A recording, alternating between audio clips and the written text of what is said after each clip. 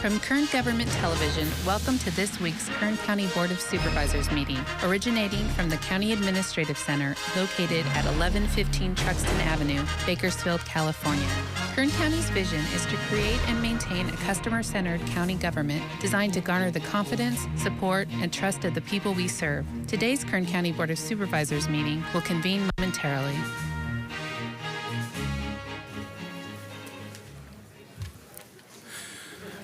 Board to reconvene.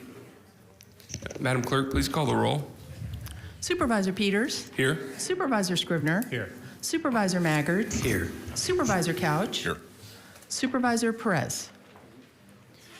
Good morning and welcome to the Tuesday, October 26th, 9 a.m. meeting of the Kern County Board of Supervisors. We'll begin today's meeting with a flag salute led by Supervisor David Couch. Following the Pledge of Allegiance, please stay standing for a moment of prayer, silence, or meditation, whichever you prefer. Ready? Salute. Pledge.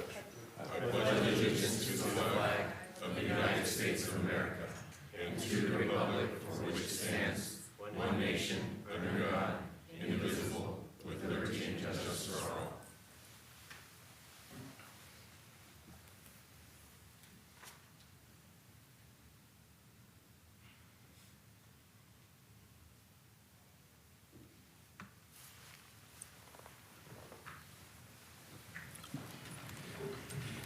Next, I would like to call on Nick Cullen, Director of the Animal Services Department, to introduce our Pet of the Week. Good morning. Good morning, Nick. Who's this guy? I have with me Olaf. Olaf. Man, how old is Olaf? Olaf is a pup. He's only 14 weeks old. Technically, I am dog sitting because when I left my facility to take him here this morning, my staff told me that he got adopted before he even got here. Oh, man. Well, that's good to hear. He's no longer available, but I promise you that there's probably 250 other dogs that are just as adorable at the Kern County Animal Shelter. Possession is 9/10 of the law, right? Does that mean he's mine? Oh, I don't find it too hard to believe that he got adopted pretty quick, but hopefully we can find some of the other ones down there, some homes soon. Absolutely. Thanks, Nick. I appreciate it.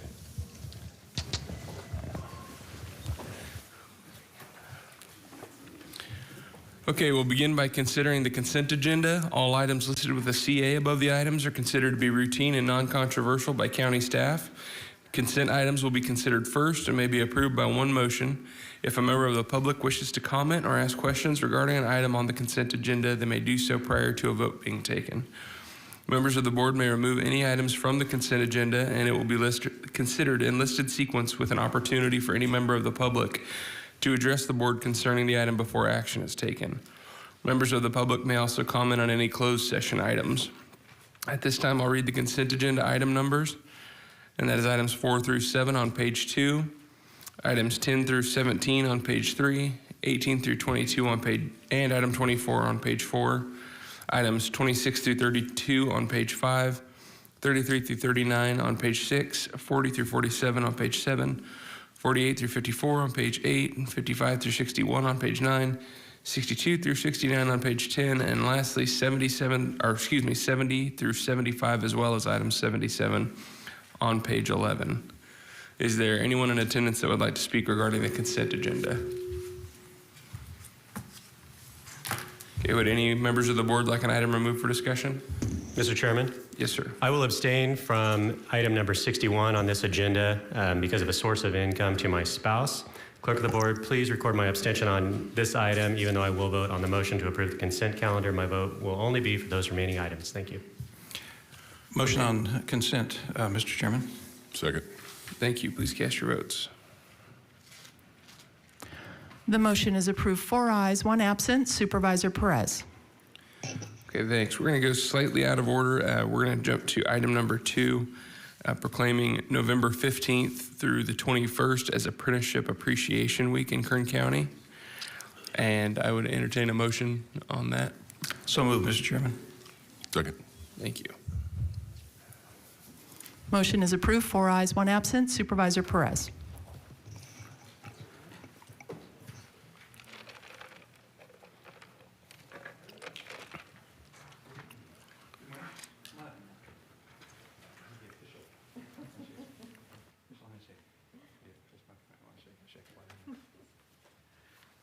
Good morning, everyone.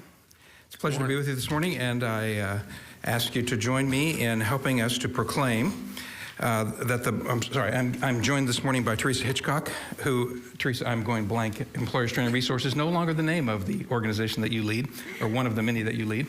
What is it now, America's Job Center? America's Job Center of Kern County. Only missed the Kern County part. Okay, very good. I'm also joined by Ryan Nance here in the middle, and by Josh Taylor, and they are from the Carpenters Union, and we'll have them say a couple things in a minute.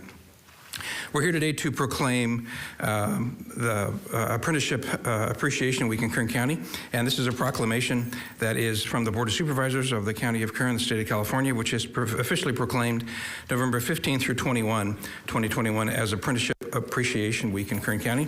It's recognized by the signature of our Chairman, the Honorable Philip Peters, on this 26th day of October, and we just want to celebrate all the different paths we have to a career and to a life the great thing about Kern County is it's still a place where you can fulfill your dreams, and this is one of the many ways that we do that in Kern County through these apprenticeship programs. So, Teresa, could you come up and say something, then I'll let you introduce Ryan and everybody else. Absolutely, happy to. Thank you, Supervisor Maggard, for that great introduction, and thank you, Supervisor Peters, or Chairman Peters, and members of the board for this opportunity to highlight the importance of apprenticeship as a pathway for our workforce. Apprenticeship provides an amazing pathway for folks in our community to get into the building trades, and some of the projects that they work on are absolutely critical to Kern County. So this is a fantastic opportunity to recognize the apprenticeship programs that we have in Kern County. I'd like to kick it off with a video from the Southwest Carpenters to highlight one of the projects that they've recently worked on here, and then I'm going to turn it over to Ryan Nance to talk a little bit more about their program.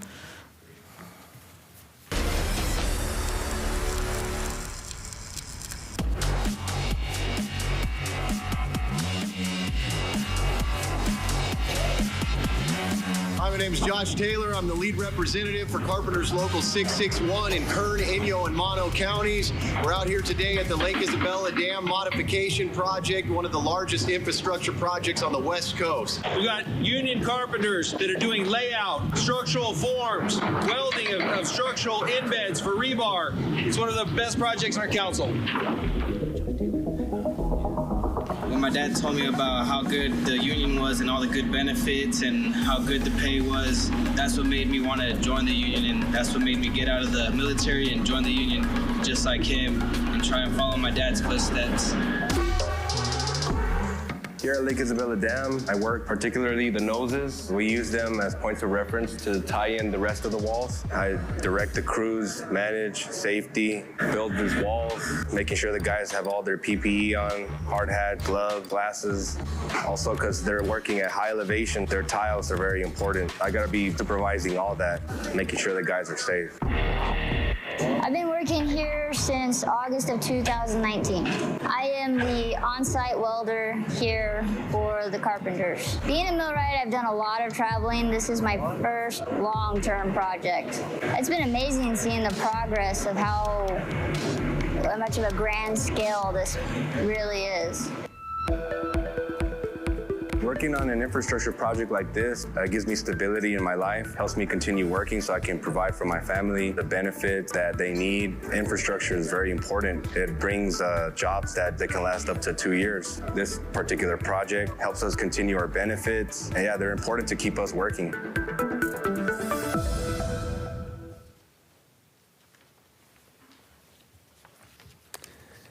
Hello, members of the board and staff. My name is Ryan Nance. I'm a representative with the Southwest Carpenters. As you've seen in the video, we're the Carpenters and we build Kern County. Many of you have toured our apprenticeship center and witnessed the training firsthand, but for those who have not, here are some of the highlights. The Carpenters have a state-certified apprenticeship program which requires that we follow a strict set of guidelines to maintain that status. The Carpenters have a 4-year apprenticeship program which is paid for by the contractor and free to the apprentice. The contractor also funds the health care benefits to the apprentice, which has been paramount during this pandemic. It's an earn while you learn program, so young carpenters start earning a good wage in the immediate. Apprentices study both in the classroom and on the job under the guidance of skilled and trained carpenters called journeymen. Raises occur roughly every 6 months until that apprentice graduates as a professional carpenter ready to earn a good living with no school loans to repay. The Carpenters have had a local in Bakersfield since 1901, which means that we've been providing local construction training at the highest level for 120 years. I've given you a rough overview of our apprenticeship program. Now Josh Taylor is going to speak to you regarding the benefits of the apprenticeship program to the county. Thank you for your time. Thanks. Good morning, members of the board and staff. My name is Josh Taylor. I'm a representative of the Southwest Carpenters and a product of their apprenticeship program. As you saw in the video and heard from Ryan Nance, apprenticeship plays a vital role in the development of skilled and trained construction professionals in Kern County. And how great for the community and local economy would it be to see projects like this going on within the jurisdiction of the county. My goal today is to demonstrate the value of projects carried out the way that the dam is being carried out and work with your team to develop strategies and systems that can mirror the community wealth that this project is creating. So let's talk about the lowest hanging fruit in this scenario, apprenticeship. This board authorizes public works contracts that require participation in apprenticeship programs. Contractors often bypass the required apprenticeship participation by way of paperwork loopholes. Individuals who complete apprenticeship programs become skilled and trained workers, and there is a shortage of skilled and trained workers available to complete the shovel-ready projects slated to be built in Kern County. Therefore, it would be in the best interest of the county, developers, end users, and contractors for there to be supporting language in place that enforced those existing apprenticeship requirements on public works projects within the jurisdiction of the county. Now, apprenticeship participation is just one of many ways that boards like yours are working to create community wealth. When contractors hire local workers, that creates community wealth. When contractors pay area standard wages and benefits on all their projects, that creates community wealth. When contractors provide health care to all their craft employees, that creates community wealth. Now, developer and contractors are eager to do business in one of the fastest growing communities in California. So what then becomes the cost of doing business in Kern County? It would seem appropriate that this board capitalize on opportunities to create and enforce community wealth standards on upcoming construction projects within the jurisdiction of the county. And therefore, I'd ask that the board direct staff to coordinate with our team to set up a meeting or series of meetings to discuss the potential benefits and impacts of apprenticeship participation in community wealth standards. Thank you all. Thank you. Congratulations. Be careful up there. I understand, but I'm just showing you how that's wrong. Sure. Yeah. Supervisor Perez. Thank you so much. Teresa, if you could come back up to the podium. Thank you so much for that presentation from the Carpenters. You know, one of the things we discovered, Teresa, through our workforce job training task force, so that's a mouthful, was that the apprenticeship and internships, in particular, internships, apprenticeships are essentially the same thing, are almost, gone from the American workforce and the experience of the preparation of our workforce. And I think it shows, Teresa, in our overall condition of the workforce in America, but also with our youth disconnected rate in particular. So what can we do? Can we start that conversation again that we were having for some time with these folks and start to see how we can begin to implement these skills gap opportunities, closing the skills gap opportunities, maybe as part of our dual enrollment. I hope I'm not speaking out of line, but it just seems like there's a lot we could do here, Teresa. So I'm happy to report that there's a lot going on in this space, actually. So we are working more closely with some of our trade unions. We have an MC3 core training program that's kicking off at the beginning of the year. We're recruiting for it right now in order to give people an opportunity at pre-apprenticeship so they can see which trades they might be interested in. So they'll get exposed to a variety of trades throughout that training in order to potentially lead them into a trade that they could have for a lifetime. As they mentioned, apprenticeship allows folks to get very high-level training without student loans. So for folks who aren't college-bound, this is a fantastic opportunity. Plus, the pay rates for many of these trades is very comparable to having a college education. So it is important that we give these opportunities to our community. We're also working on an internship program right now. We're working with Brian Miller at the ROC to develop an internship program that will move folks from the training that the ROC provides into related work. So in other words, if they're going through, say, a vet tech program at the ROC, then we would try to place them with a veterinarian clinic or one of the shelters. Right. So trying to provide a pathway for those kids who may not be college bound. I'm happy to report that he has about 3/4 of his kids that come out of ROC are college bound, but for that 25% who are not, we need to provide a clear pathway for them to get into the type of work that they're interested in. Well, so there's a lot going on in this space. We're really excited about it, and we feel like we're making some headway, but I'm happy to have other members of the community join us. That is so, Teresa, thank you very much. Even some of our kids who are college bound should be considering this route. In all reality, right? A much more inexpensive, financially prudent way to make a living. But also we know that for our kids who go away to college, we even graduate at a lower rate than anywhere else in the state and other places. So even for our kids that begin that pathway, either locally or they go away, a lot of those folks can be redirected towards a skill set that can give you an actual living and not be bogged down with the expense of what education has become, unfortunately.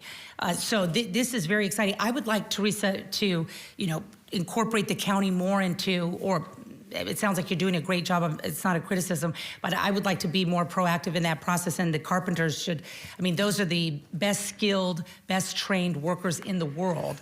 The international groups certainly have the finest safety records in the world. It's a standard that we should be fighting to maintain and certainly not lowering, by any stretch.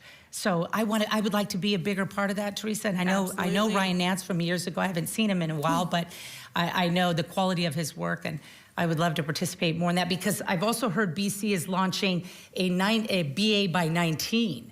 We started dual enrollment together, right? And then we're looking at A's at 18. We're now, because of the automation BA there and our relationship with Amazon, we're talking about starting freshmen or even junior high, I think would be wise, getting some of those GEs out of the way jointly.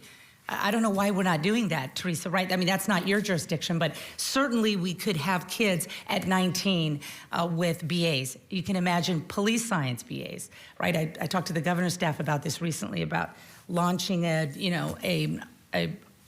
raising a new generation of law enforcement, for example. There's just so much opportunity here to start young, because we're losing young people early, and I think these guys have a great way of getting them, snatching them early and keeping them interested and paying them a lot of money, which helps. It does help. The wages, right? The wages do help, for sure. Teresa, thank you for everything you do. Appreciate you. Thank you. Thank you. Oh, no. Okay, we'll go back to item number 1 now, and that is proclaiming October 2021 as Domestic Violence Awareness Month in Kern County. Is there a motion? There is a motion. This week is Red Ribbon Week at school, and it's Give Drugs the Boot today, and so it was a very extensive process with boots and hats this morning getting out of my house, so I apologize for having to take this out of order, but I'm going to post pictures of the kids. I think you'll love them. So motion on 1, please. Okay, thank you. Is there a second? Second. Okay, please cast your votes.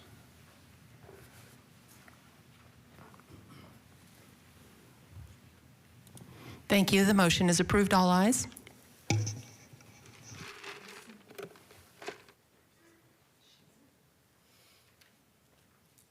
is to our district attorney, I thought? Yeah. Yes. Are you here, Cindy? Oh, there you are. Okay. Sorry. My apologies. We took it out of order. Come on down. Oh, yes. Sorry. I should have said the red ribbons. Oh, sorry. I do the boys' work. Hello. Nice to see you. Look great. Hello. Okay. Item number 1 this morning is to proclaim October 2021 as Domestic Violence Awareness Month in Kern County. We're presenting, of course, my notes say to DA Cynthia Zimmer, but you also have my old BFF and a fellow mentor in our MLK project, Andrea Kohler here, and of course, I don't know your name, I'm sorry. Kristen Kaufman. Kristen Kaufman, excellent. Well, welcome here. Love your hair.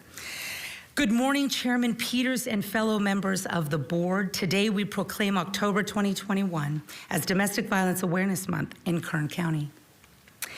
As we know all too well, domestic violence affects people from all walks of life.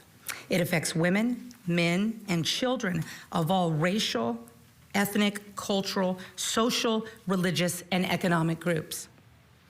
In the United States, 20 people are physically abused by an intimate partner every minute. 1 in 15 children are exposed to intimate partner violence each year, and 90% of these children are eyewitnesses to this violence. Domestic violence affects survivors' livelihoods as well as the economy. Survivors of domestic violence lose a total of 8 million days of paid work each year, and many victims lose their jobs due to reasons stemming from the abuse. We also know that domestic violence is frequently an immediate cause or precursor to homelessness and housing instability, huge issue facing every corner of America today. With more than a third of domestic violence survivors becoming homeless immediately after separating from their partners. Wow. The damaging effects of domestic violence has no boundaries. Putting an end to domestic violence cannot be achieved alone. We must work together to support victims and their families by continuing to condemn domestic violence, raise awareness about what it is and how to prevent it, and connect survivors with services available. On behalf of the Kern County Board of Supervisors, I would like to thank the District Attorney for bringing this proclamation forward to be recognized, and for all the work you're doing in outlying Kern, my old stomping grounds in the old maps, or the work you're doing there aggressively and creatively. Thank you for that. I'm honored to join all of you today as we proclaim October 2021 as Domestic Violence Awareness Month in Kern County. So Cindy, you want to come up here?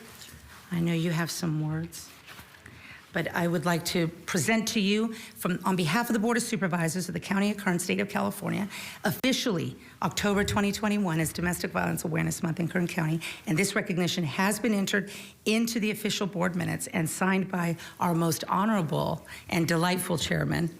Not for long though, Philip. Philip Peters. There you are. Supervisor. Thank you. Would you mind us? Can we get a picture? Oh, yeah, before, after. Okay.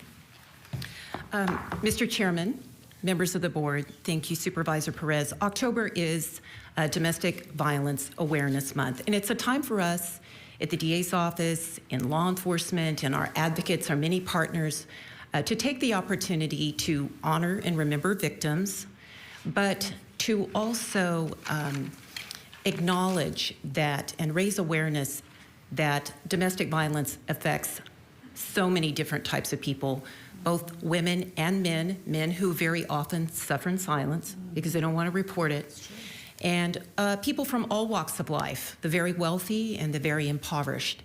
So it's something that we want to emphasize, that there's no shame involved. We have a Family Justice Center. We want people to come to the Family Justice Center. It's on the corner of 21st and Oak. And we provide services there for victims in crisis. And since we opened our doors in January of 2018, we have helped 7,800 people who have come through those doors. And almost 3,000 of those, on top of that, have been return victims, have come back again. We're working at this time to open another Family Justice Center. Supervisor Couch has helped us in that regard out in South Kern, where we think victims are very reluctant to come forward for fear of deportation. So I'd also like to say that domestic violence not only affects people directly, but it also affects children in the years to come. It affects the community, like Good Samaritans who try to help can often be the victim of domestic violence, and our law enforcement that we saw with the death of Kern County Sheriff's Deputy Philip Campus, who was trying to rescue someone from domestic violence. So thank you very much for acknowledging us and allowing us to have this proclamation, and we appreciate all your support for our office and for the Family Justice Center. Thank you. Thank you. I'm sorry, I have with us Kristen Kaufman, who is one of our coordinators at the Family Justice Center, and the Assistant District Attorney, Andrea Kohler, who is in charge of the Family Justice Center. Well, thank you all for the work that you're doing. It's extremely important.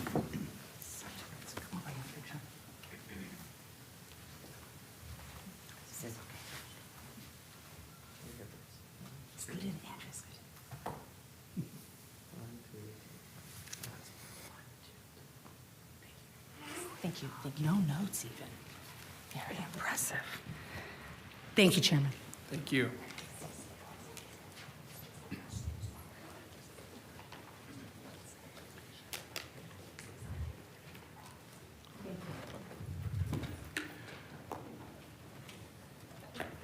Okay, the board will now hear item number 3, proclaiming November 2021 as National Adoption Awareness Month in Kern County.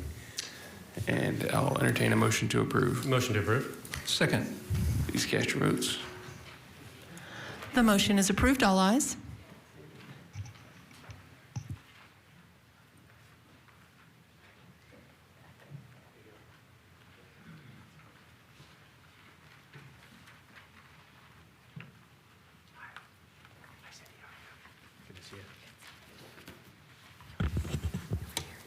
Either way, that's fine.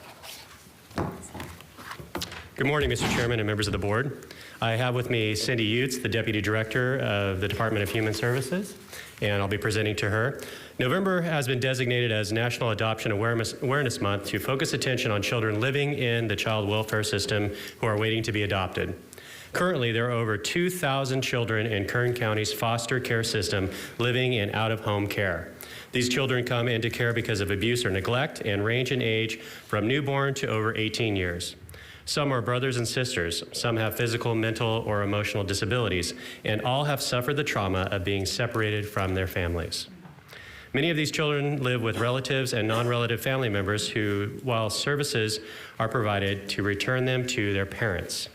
Most require placement with a non-relative resource family, while their families receive services. Although reunification with their birth parents remains the preferred case plan for these children, many are unable to safely return home. Kern County commends adopted parents for providing children with a lifetime of love, security, and permanency, and applauds both relatives and foster parents who consider adopting children for whom they provide safe, loving homes. So it's my honor on behalf of the board to present this to Cindy Utes. The Board of Supervisors of the County of Kern, State of California has officially proclaimed November 2021 as National Adoption Awareness Month in Kern County. This recognition has been entered into our official board minutes and signed by our Honorable Chairman, Philip Peters. Cindy, come on out. Thank you. Thank you. Thank you, and good morning, Chairman Peters and members of the board. And thank you, Supervisor Scrivener and the entire board for this proclamation celebrating November as National Adoptions Day. My name is, he said, Cindy Utes, Chief Deputy Director of Department of Human Services.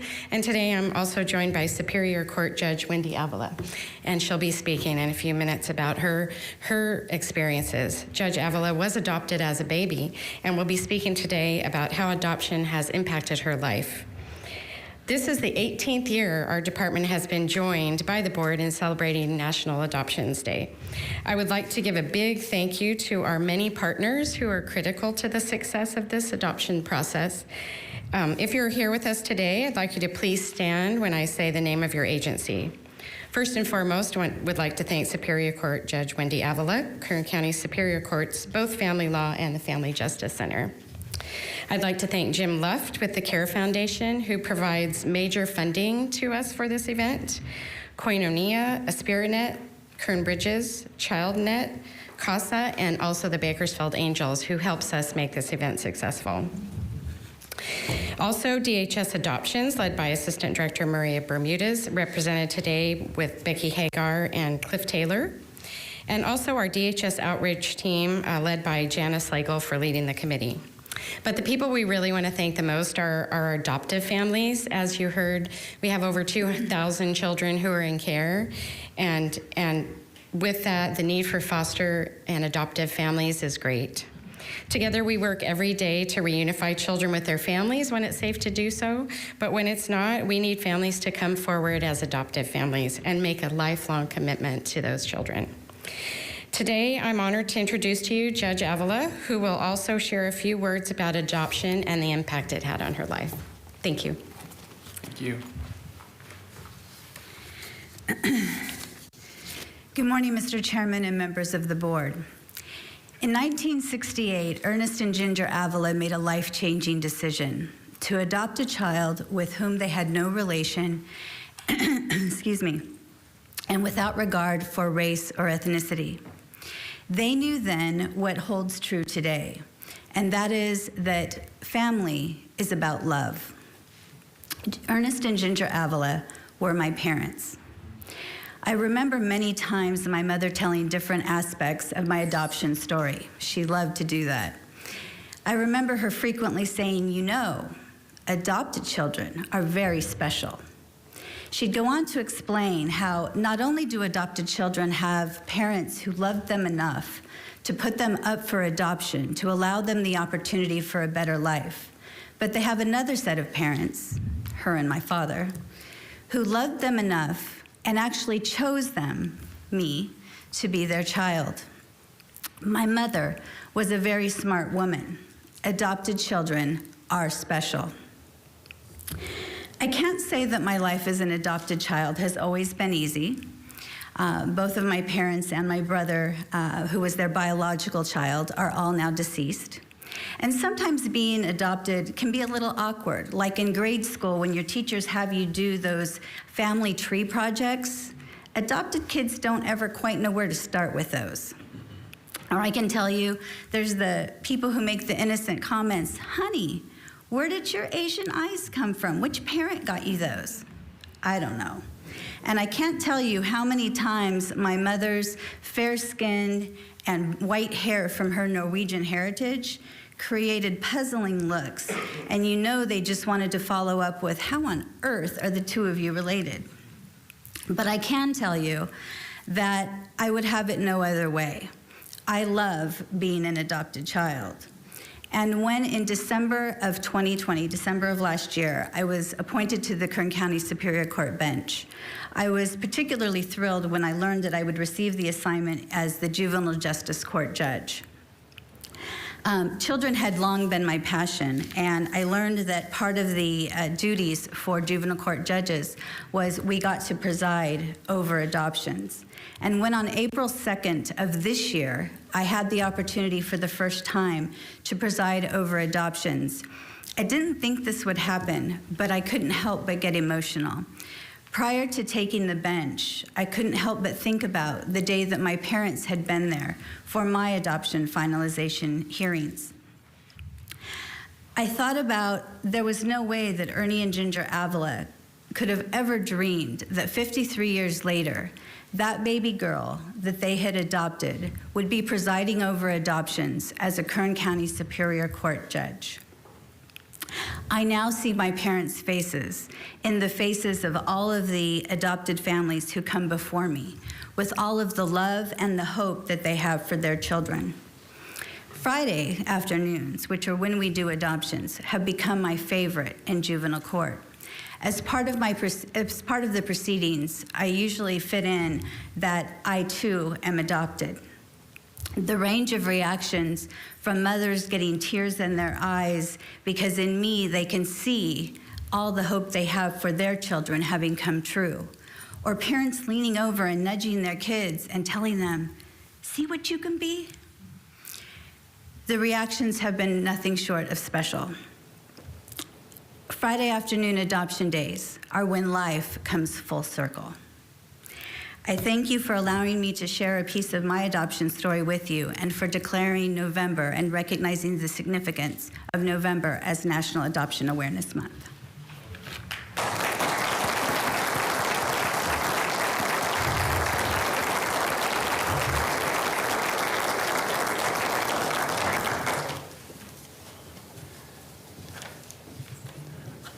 Okay, thank you for sharing that. It was a great story. Next up on our agenda is item number 8, public presentations. This portion of the meeting is reserved for persons to address the board on any matter not on this agenda, but under the jurisdiction of the board. Board members may respond briefly to statements made or questions posed. They may ask questions for clarification, make referrals to staff for factual information, or request staff to report back to the board at a later meeting. The board may also take action to direct staff to place a matter of business on a future agenda. Speakers are limited to 2 minutes. Please state and spell your name before making your presentation. Hello, my name is Francisco Martinez. I am a SEIU 521 member, and I've worked for the Kern County Department of Human Services since 2003. I voted to authorize an unfair labor practice strike with 91% of my fellow union members and rejected your last, best, and final offer. Last month, Kern County Management made its official last, best, and final offer to our union for a new collective bargaining agreement. This means that bargaining is over, unless and until Kern County Management is instructed by this Board of Supervisors to reopen negotiations to address the issues that were outstanding when the management team ended negotiations. Our union, SIU Local 521, has been very clear that we are ready at any time to return to the bargaining table to continue work towards an agreement that makes sense for Kern County and its employees and to leave no one behind.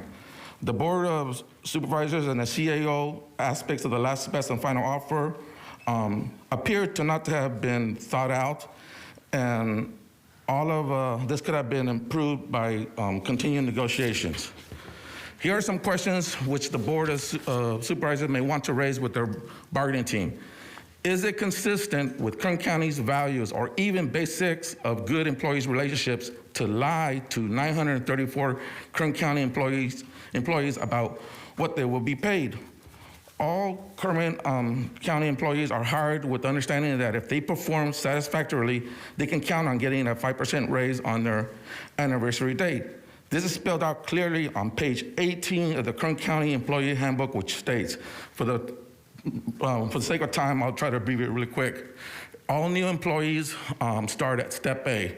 As every year on your anniversary date, if you get a satisfactory or above satisfactory on EPR, you get to the next step. By the time you get to the last step E, you actually are so competent and you have so many responsibilities, you actually know or know more than your supervisor. Under the last and best and final offer made to SEIU Local 521, 934 employees would have lower wages than what they were promised when they were hired. Many employees make their family's final plans based on this scheduled salary adjustment. Okay, sir, could you please bring your comments to a close? We're 20 seconds over right now. Okay, my coworker and fellow SEIU 521 member Alicia will outline additional questions that should be top of mind for you as members of this board. Thank you. Good morning. My name is Alicia Aleman, A-L-I-C-I-A-A-L-E-M-A-N. I too voted to reject this final offer and authorize an unfair labor practice strike. To continue where Francisco left off, you should note that the raises he mentioned have been built into the Kern County's pay structure and until now have not been affected by union negotiations or union status. SEIU 521 has accepted the county's proposal to change the amount of these step raises as part of establishing a system with higher starting pay and regular annual raises. But we believe and we think the supervisors would agree this should be done in a way that does not mean breaking Kern County's commitment to current employees who would get less than what they were promised by Kern County under the last, best, and final offer. We're sure that you can appreciate how much this approach will hurt morale and increase quitting rates among these 934 employees. They are all individuals with 1 to 3 years of service. The county has invested a lot in their training, and their experience is making them more and more valuable every day. It doesn't make good business sense to do this to these individuals. There are common sense ways to resolve this problem in the last, best, and final offer that wouldn't have major cost impact on Kern County. The union's bargaining committee is ready to sit down and work this out with the management team. Employees have been told that the management team is following detailed instructions from the Board of Supervisors on this issue. We find it hard to believe that you would knowingly break your word to 934 employees affected. Please instruct the management team to address this problem with the union.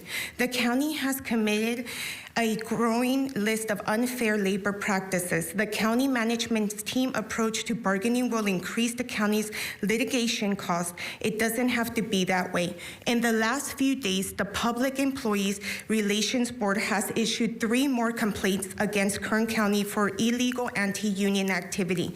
There are other violations that are under investigation, and more that will need to be filed in the county if the county continues the current course of action.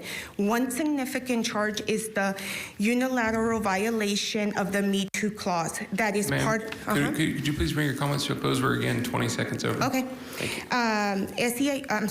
Clause that is part of the term that SEIU employees are working together.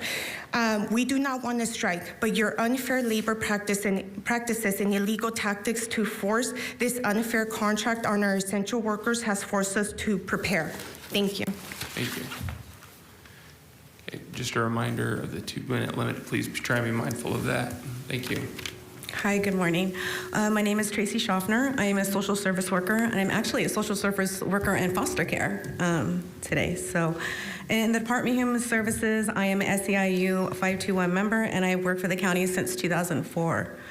Like my coworkers that spoke before me, I too joined the 91% of the fellow SEIU 52 members and voted no on the last and best and final offer.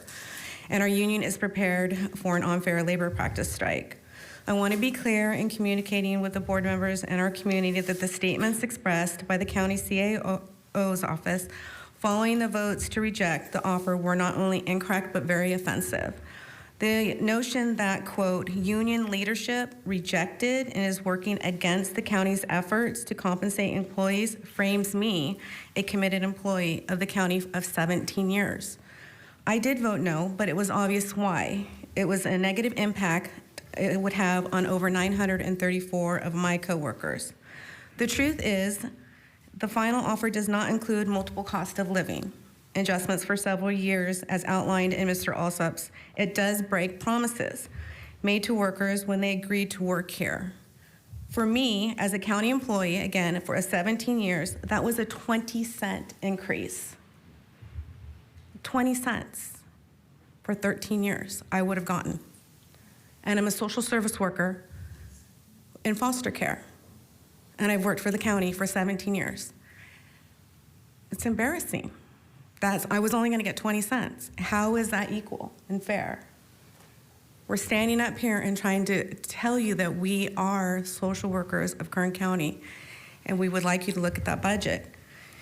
Wouldn't it be better to resolve all these issues directly with employees in the way that allows the county to honor the commitments that it makes? We ask you to please consider that approach, stop the unfair labor practices, and return to negotiations table to reach a settlement that leaves no one behind. Thank you. Thank you. Could we have our next speaker, please? Mr. Chairman, could I ask? Yes, sir. Supervisor Maggard. Sorry, I didn't see you there. Oh, no problem. I respect certainly Ms. Schaffner, Ms. Aleman, and Mr. Martinez for coming forward. It's not an easy thing to rise and come before the board and express frustrations, and I do respect that, and it looks like there are others who will do so. But when SEIU is done this morning making these presentations, Mr. Alsop, could you respond with a bit of perspective? We want to be respectful of them, but there's more than, this is a multifaceted issue. So, Mr. Chairman, when the last speaker spoken about SEIU, I'd like Mr. Alsop to be able to respond. Great, thank you. Could we have our next speaker, please?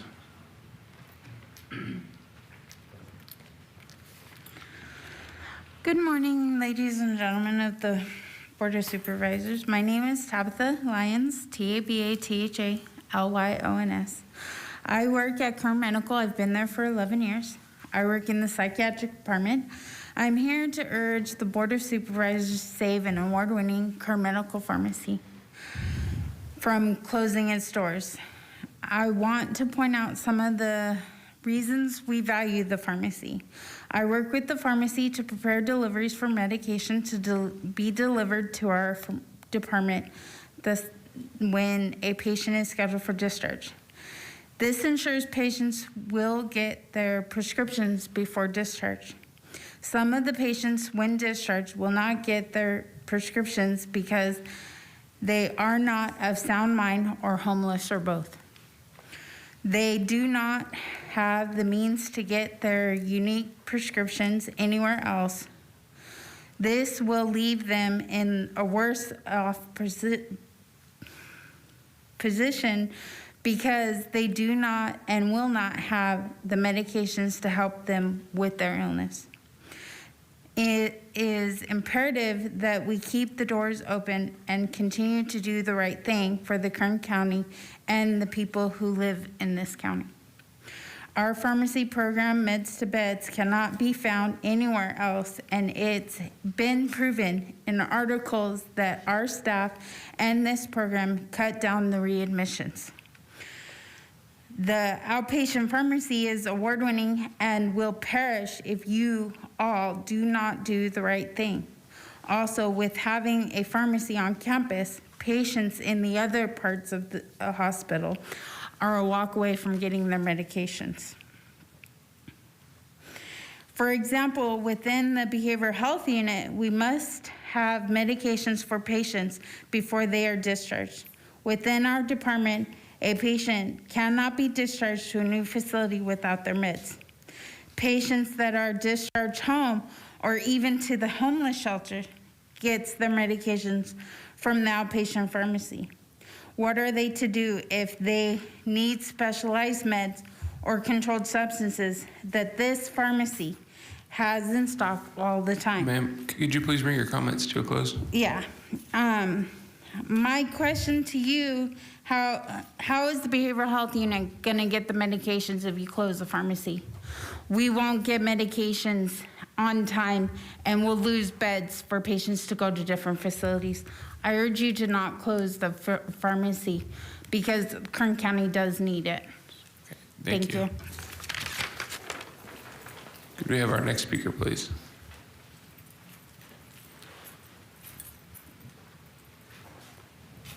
Anyone else? Okay. We'll go ahead and bring it back to the board and turn it over to our CAO, Mr. Alsop.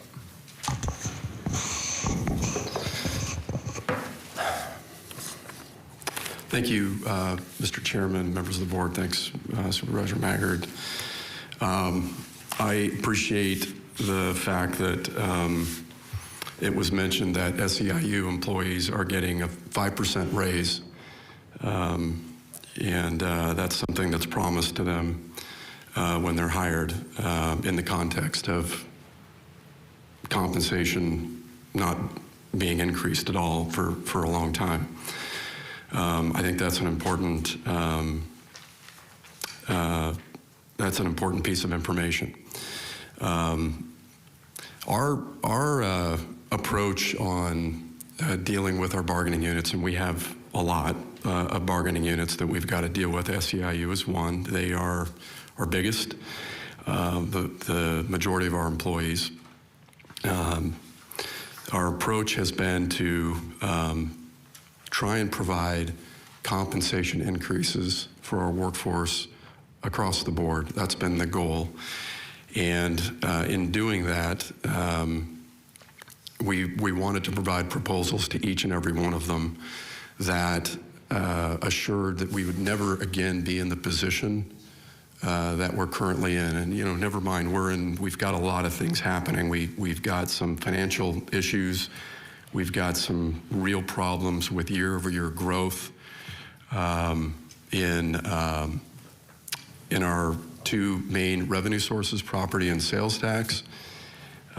We've heard, people come up and say, well, we had the highest sales tax ever, this year. Well, it's only 0.09% more than it was last year. And it's actually less growth than it was the year before. Those are important things to consider because our costs continue to rise and our revenues are not keeping pace with those costs without getting into a lot of the weeds on that. Meanwhile, we have the state wanting to eliminate the oil industry that's going to eliminate $80 million in our general fund on an annual basis going forward. $80 million. We've got a lot of headwind that we're dealing with.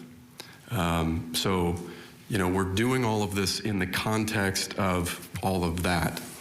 And again, trying to provide some proposals that allow your board to consider more regular cost of living adjustments for our employees on a more regular basis, if not annually. That's what this is all about. The proposal that we provided to, and Ms. Schaffner's comment on she's getting 20 cents, I don't know what she's talking about. And we would be happy to sit down and talk with her to find out what that is, because that's not based, I don't understand what that is. The proposal that was voted down provides a 5% increase in entry-level wage for all represented classifications effective January 1st, 2022. 5% increase. So we're raising entry-level wages 5%. It provides for a 5.43% increase in base salary for 2,488 represented employees who are topped out currently at Step E by July 1st, 2022. There's 2,488 of those employees. What about their morale? They're stuck. That's what this is about. It provides between 9.5% and a 13.66% increase in base salary for 2,565 represented employees currently at steps A through D over the contract term. In addition to all of that, this proposal goes into certain classifications, and in this proposal alone, keep in mind we've done this for about 1,400 SEIU members over the time that I've been here already. But this proposal alone goes in and does equity adjustments in addition to all of the increases that I just described, provides equity adjustments of between 5 and 18.5% for 204 represented employees effective immediately. So I can run through the list of those classifications, but I can tell you that this is an additional 5% for supervising child support service specialists, an additional 5% for senior child support specialists, an additional 5% for child support specialist 2, and an additional 5% for child support specialist 1. And there are others, engineers, disposal site gate attendants are in here, building inspectors, code and compliance. These are real issues in trying to provide a marketable, market-based, competitive wage. So we've gone in there to provide those salary increases in addition to what I walked through. The proposal also provides an additional 9 days fully paid off. That's 3 a year for the next 3 years. We're not asking anything in return. This proposal provides everybody at the end of it more money than they would otherwise see at the end of this proposal. More money than they would otherwise see at the end of this proposal. Everybody gets more. It also sets your board up to deal with the massive problem that we have, where we have the vast majority of our employees who are topped out at the top step, and they're not seeing any compensation increase.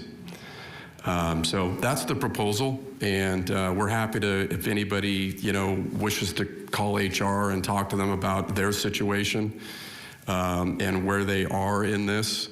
Our expectation was this would be embraced, and we would move forward working together and to build on it, given the fact that in recent memory, this has never been done before in recent memory.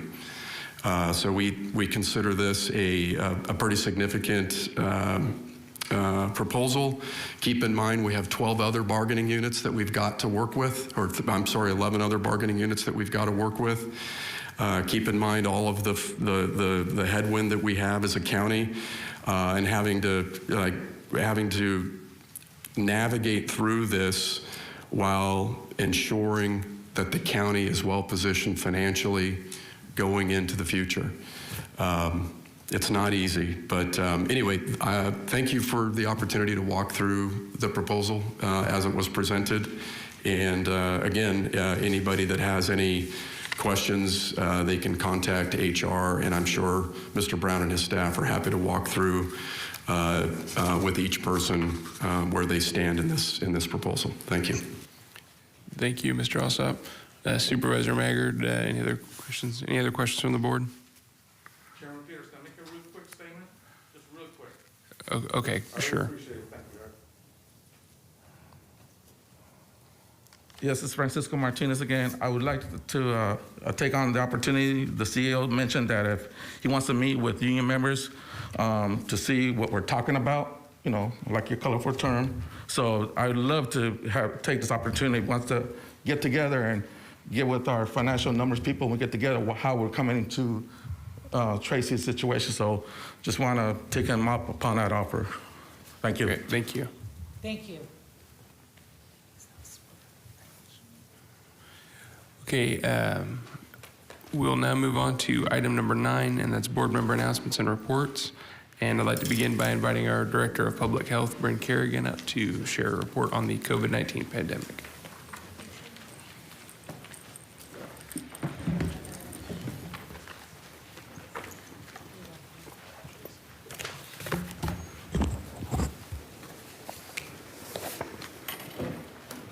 Good morning, Mr. Chairman, members of the board.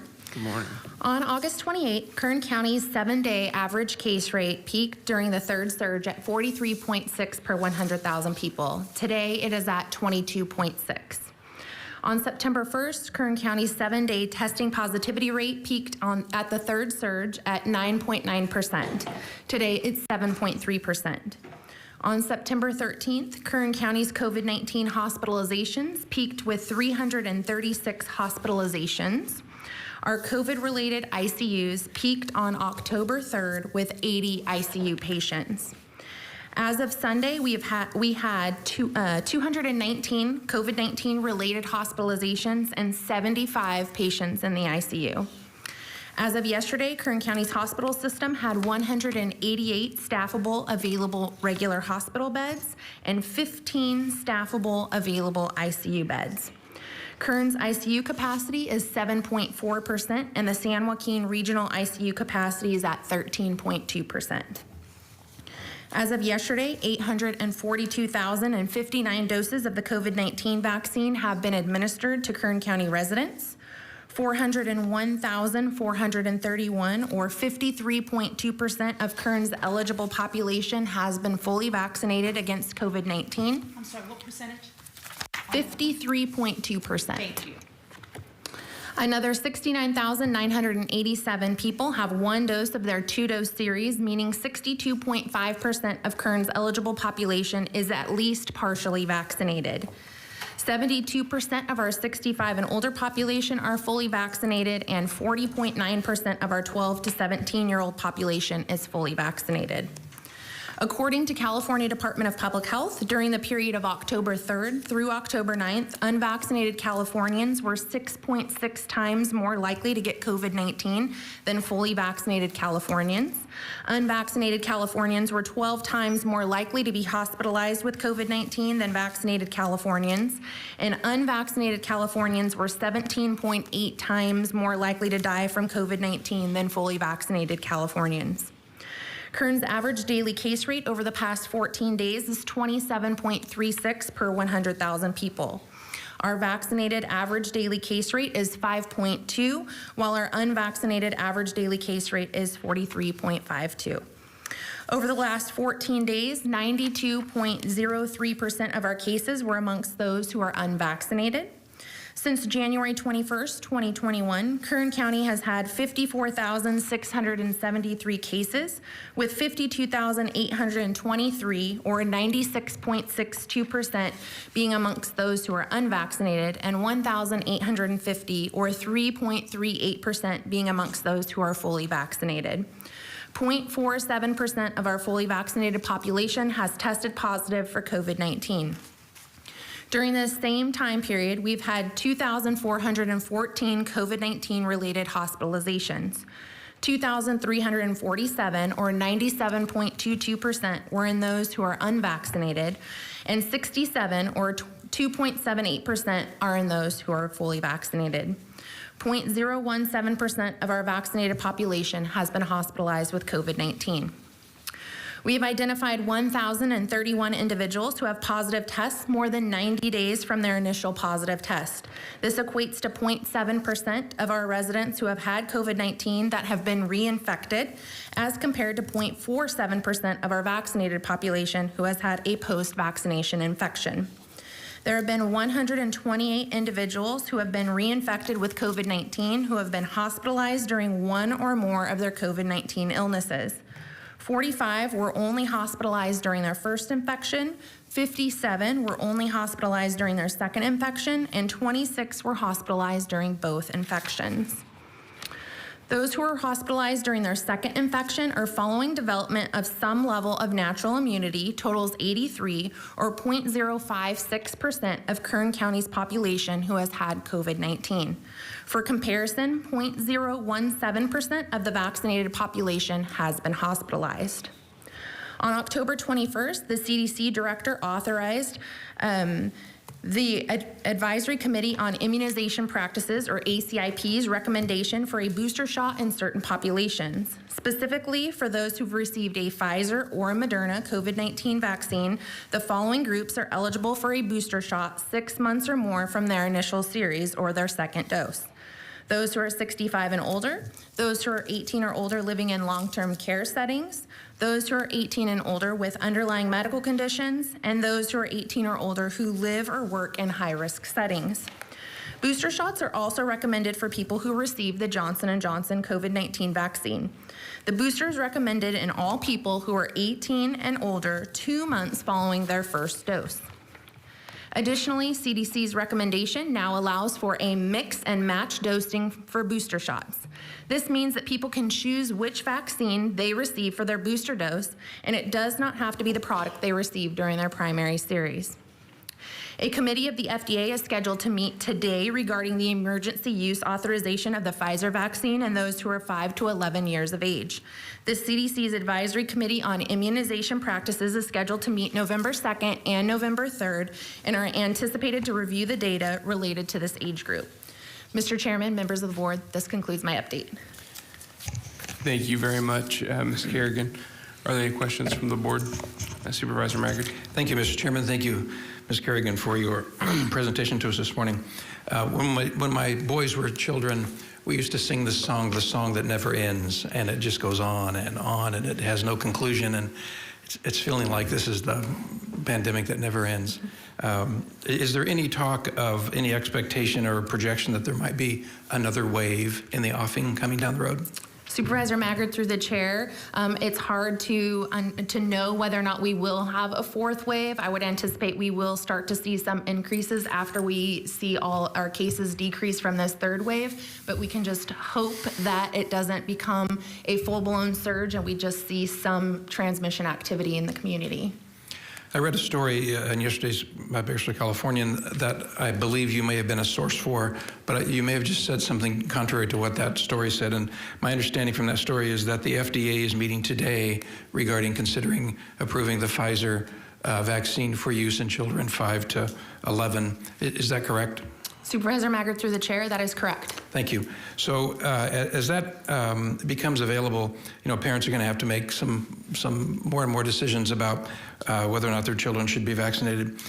There's something called multi-inflammatory syndrome, and there's something called long COVID.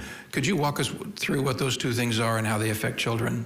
Absolutely. So multi-system inflammatory syndrome in children, which is referred to as MISC, is a condition that causes different parts of the body to become inflamed, including the heart, lungs, kidney, brain, skins, eyes, or gastrointestinal organs. What we've been seeing is that in young children, that COVID sometimes results in a child getting MISC. Specifically in Kern County, we've had 21 cases of MISC, and 57% of those cases had to have the child be in the ICU. Hospitalizations in these cases range anywhere from days to a number of months. It's a very severe illness. So of the 21, approximately 12 have been in ICU. That's correct. Have there been any deaths amongst children 5 to 11 or 12 to 15? Supervisor Maggard, through the chair, that becomes a difficult question to answer. According to our HIPAA statistician, we can't release any further information than what's been released on our dashboard, which does not indicate that there's been any deaths in that age group here in Kern County during that time period. However, in the state of California, there has been a total of 26 deaths in that age group due to COVID-19. 26, wow. Yes. And if there are 21 that have been hospitalized with multi-inflammatory syndrome, are there other children who have been hospitalized as well? Supervisor Maggard, through the chair, yes, there has been. There's been a total of 138 hospitalizations in children under the age of 18, and 107 of those are between the ages of 5 and 18. Wow. Well, we pray that God allows us to get through this sooner than later, and that these things work, and that we are all protected from the ravages of this disease and those poor souls who have adverse reaction to the vaccine. I know that's been the case for all vaccines over the years, but it's a tough position for parents to be in as they anguish over that. Thank you very much. I appreciate your information and the just extraordinary job you and your crew are doing to help us walk through this. Thank you. Thank you, Mr. Chairman. Thank you, Supervisor Maggard. Are there any other questions from the board? Mr. Chairman. Supervisor Couch. Can we get a copy of your report? And by the way, I think that report takes the same format each week, doesn't it? That's correct, yes. Okay. One quick question. Do our healthcare providers, hospitals, clinics, whomever, have plenty of monoclonal antibodies, ivermectin, whatever the treatments are?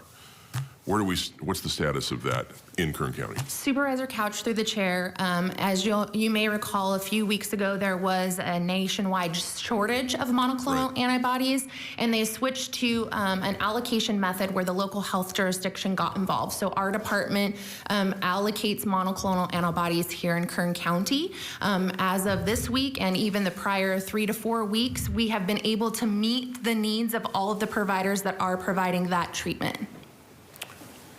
Well, that begs the question, how many are providing that? Supervisor Couch, off the top of my head, I don't have a specific number, but it's basically all the hospitals, accelerated urgent care is providing it, and then we have that county-sponsored site that Kern Medical is running out of their Sagebrush clinic that is dedicated to monoclonal antibodies. Okay, thank you. Yes, sir. Okay, any other questions from the board? Supervisor Perez. Thank you so much. What would you say the takeaways are from where we're at right now? What should we really be thinking about, emphasizing? And it's a lot of numbers. It's overwhelming. I mean, you're doing a fabulous job. You know, what can we do? Supervisor Perez, through the chair, I think it's important for our community to recognize that we're not out of the woods yet. We're still in this third surge. While we are on the downhill slope of the third surge, we are somewhat plateauing. We're seeing our numbers sort of staying relatively stagnant. Our ICUs are still fairly impacted by COVID-19, so we need to be doing everything we can to prevent the transmission of COVID-19. Vaccination is the safest, most effective way to prevent that transmission, but there are many other layers of protection that we can take, including masking, washing our hands, staying home when we're sick.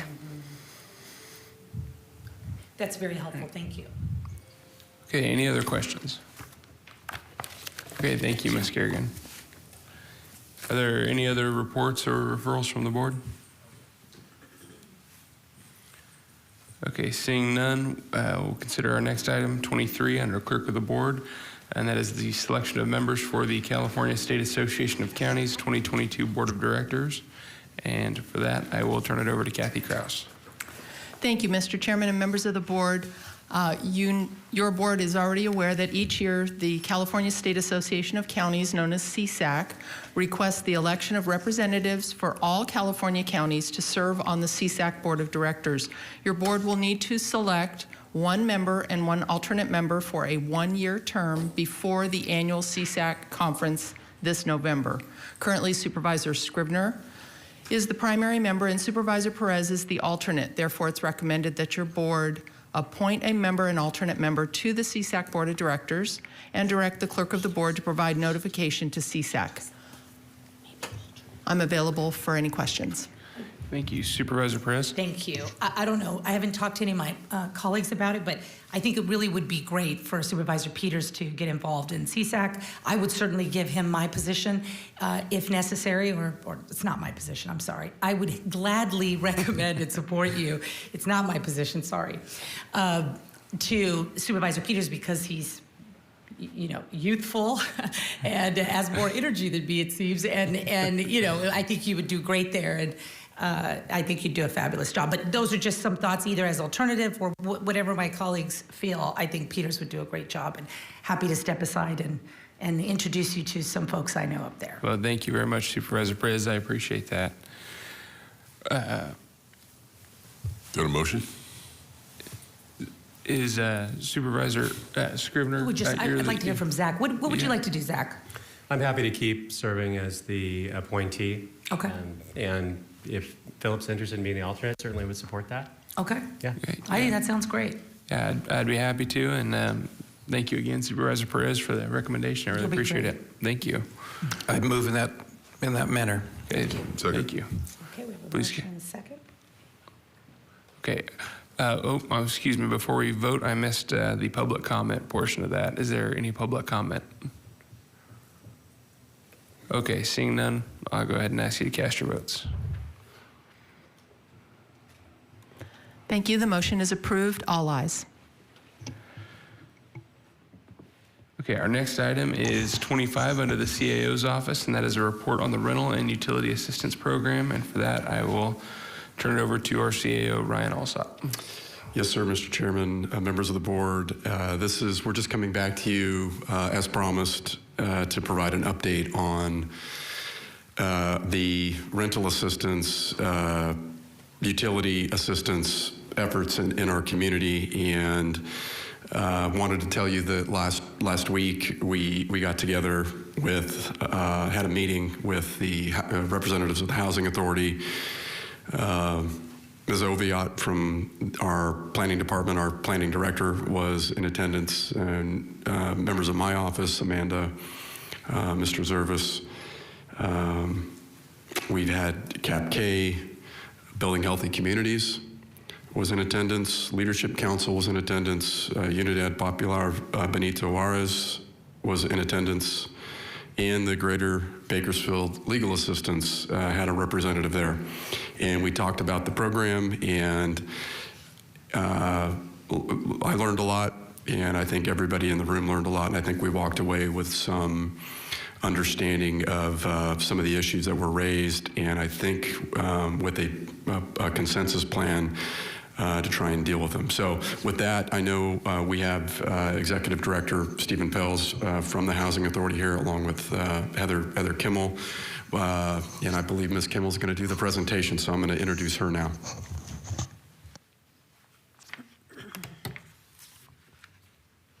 Good morning, Chairman Peters and members of the board. Thank you so much for the opportunity to come and present about our rent and utility assistance program and kind of walk through what the program is, some of the data that we have to present this morning.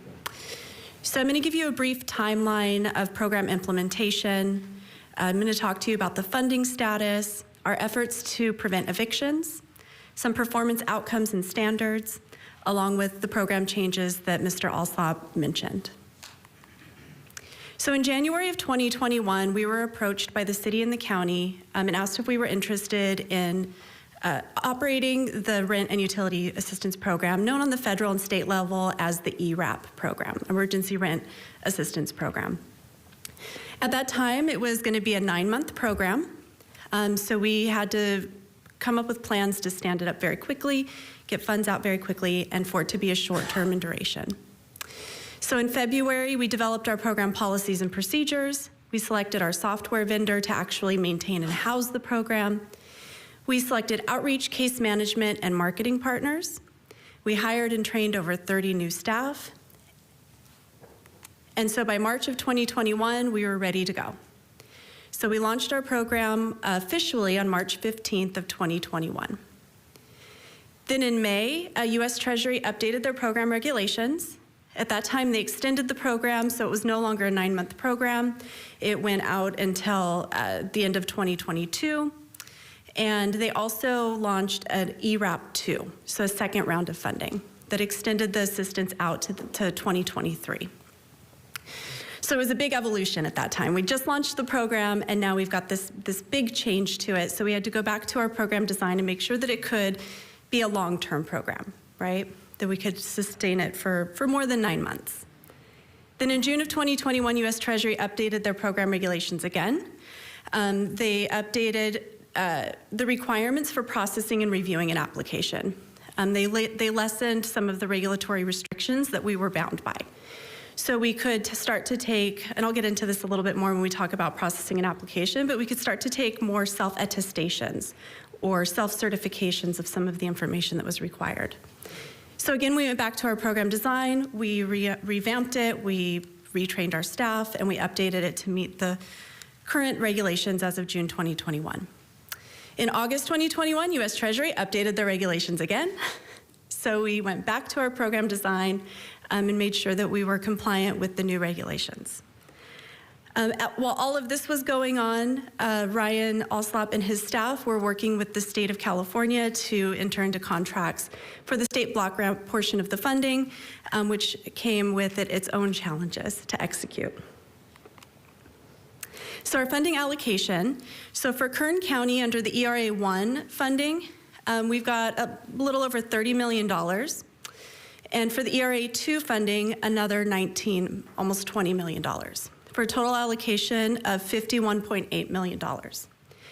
On the city side of the funding, we have a total of about $34 million. What I want to point out here is a couple of things. Each of these pots of money is a separate allocation that has to be managed, monitored, and tracked individually.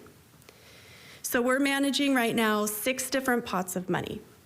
There's the potential for 2 more pots of money with another state allocation under ERA 2, but that's yet to be determined. I also want to point out here that this funding level is more than our Section 8 Housing Choice Voucher allocation for an entire year. I'm sure you guys are familiar with our Section 8 program and how large that is. This is a funding level like nothing we've ever seen in our community. So where are we today? So our ERA 1 funding has a deadline of 9/30/2022. That's the last date we have to expend those funds. So I want to focus our funding status update on those funds. So under the current allocation, the federal portion of the funding, we are 100% spent or obligated. So what that means is our actual expenditures out the door, plus applications that are in process. So we're holding money aside for those applications that are in the process of review. So 100% of that federal ERA 1 allocation is either expended or obligated. The state portion is 93% expended or obligated. So we expect that it will be at 100% obligation by the time I do the report next Thursday. So with that amount of money, there's a lot of reporting requirements. This program is heavily monitored. I have no other program that's under my supervision that I have to report on like this program. And again, each of these reports is for each of those individual pots of money. So for the state portion of funds, we have to provide weekly expenditure reports, monthly expenditure reports, and quarterly expenditure and demographic reports. And then for the federal portion of the funding, we're doing monthly expenditure reports and quarterly expenditure and demographic reports. So I spend a lot of my time doing reports right now. So I just wanted to give you guys an idea of the accountability that we have for these funds. So for our application process, tenants and landlords or landlords on behalf of the tenants, they can apply 3 different ways. They can go directly to our website, click on the link to our online portal, and submit an application directly into our portal. We understand that there's a portion of our community that is not tech savvy. They don't like to use the internet or do applications online. So we've made available to them PDF applications that they can pick up at our office and return in person or through the mail. They can download a PDF application off of our website, email it back to us. We've created multiple paths to apply. We want to make sure that the application, accessing the application, isn't a barrier for somebody. So when somebody applies, when a tenant applies, they have to provide documentation of their income, their identification. There's multiple ways for them to provide identification. If they don't have a government-issued ID, we can accept some form of utility bill or insurance statement, something that ties their name to the address that they're renting. They provide to us confirmation of their rent and utility bills that are due. And as I mentioned at the beginning of the presentation, if they don't have one of these, the feds now allow us to accept a self-attestation form. So they certify under penalty of perjury that they don't have this documentation, but this is what's true and correct about their situation. To be eligible for the program, the household has to be under 80% of area median income. It's about $55,900 for a family of 4 to give you some sense of what that income level looks like. They must have been impacted by the COVID-19 pandemic, demonstrate a risk of homelessness or housing instability, and be a renter in Kern County. It's important, only renters qualify for this program. So we make payments directly to the utility providers and to the landlords. We will always make the payment directly to the utility company, but if a landlord is unwilling or unable to participate, we are able to pay the tenant directly for the rental portion that's due. We make several attempts to contact the landlord before we'll release a payment to a tenant, but a landlord who's not willing to participate is not a barrier to assistance. We make payments that cover 100% of the rent and utility arrears that goes all the way back to March of 2020. And then we'll make also 3 months of future rental payments. So we'll catch them up and then we'll pay out for 3 additional months to make sure that they have a period of stability. We're not allowed to pay anything that exceeds 15 months. So we take the amount of arrears we're paying, we add the 3 months of future rents, and we make sure that that does not total more than 15 months of assistance. Today, the average assistance payment in Kern County is $6,241. So that's the average amount of assistance that a family is receiving. Yeah. We're making a big impact. So a big part of this program, especially since the eviction moratorium has lifted, is preventing evictions. So the whole reason that we're here doing what we're doing is so that people can remain housed. So under current state law, a landlord cannot proceed with an eviction for non-payment of rent unless they've accessed our rent and utility program. So if they file an eviction for failure to pay rent, the courts are going to look for verification that they've accessed this program. While the application is in process, the courts cannot hear the case until there's a decision on that application, whether it's approved and assistance is provided, in which case there would be no eviction for non-payment of rent, or if it's denied, in which case they could move forward. In preparation for a closer relationship with attorneys that are representing both the tenant and the landlord, we've created a pathway for them to access information about their clients. So they can call a dedicated number or they can email this dedicated email address, and within 3 business days, we'll respond to their request with an update about their client. So let's talk a little bit about performance. So from our program launch on 3/15 to when this report was pulled last Thursday, we've served over 3,300 households. We've distributed over $21 million in direct payments to families of Kern County. Approximately 43% of the assistance provided has been in the county areas, which is outside of the city limits. And it's taking us an average of 34 days to process an application. So the 34-day average is a review of data from October 1st to October 19th. So we've set some standards for our program to help make sure we're identifying bottlenecks, right? This is a large program. As I mentioned, we stood it up very quickly, and we want to make sure that if something's getting stuck in the process, we have standards to identify when that's happening and where that's happening. So we have a standard that applicants are going to wait no longer than 14 days before having their case assigned to somebody. We're receiving nearly 300 applications a day. So we want to make sure that people aren't waiting an unreasonable amount of time before somebody starts working on that application. Once it's assigned to somebody, our housing specialist team should take no more than 14 days on average to process that application.